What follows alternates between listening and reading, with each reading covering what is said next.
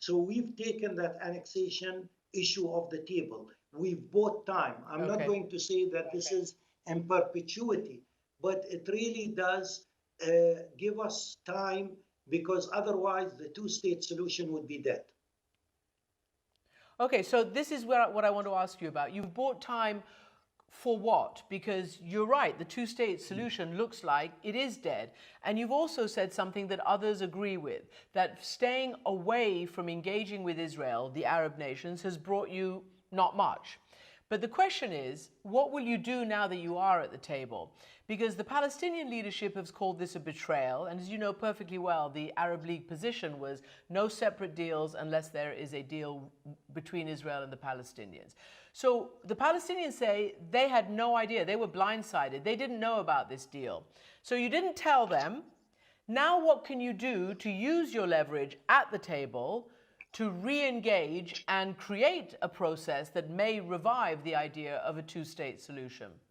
Well, Christian, here I have to emphasize that, as Jared Kushner said, we told nobody. All our contacts with our Arab friends, brothers, and strategic partners were really after the announcement of the deal, in order for us to make sure that there is no leak. So this is something that we decided was essential for the deal.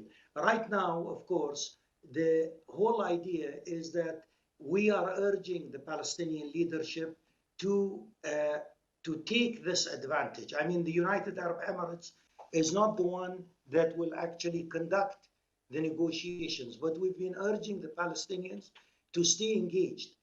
Difficult and despairing times are here, they are all around us, but this has been the state of the Middle East all these years. And for us, we've been consistent with our message. And I think it is important here that we have been a traditional and historical supporter of the Palestinians. And I think we saw an opportunity here where we leveraged the issue of normalization and Israel's wanting to normalize with one of the largest Arab economies, and said, well, we're going to do that, but what we need in return is this suspension. And we understand, as I said, that this suspension will buy us space, will buy us time, and I think we need to all urge the Palestinians to engage.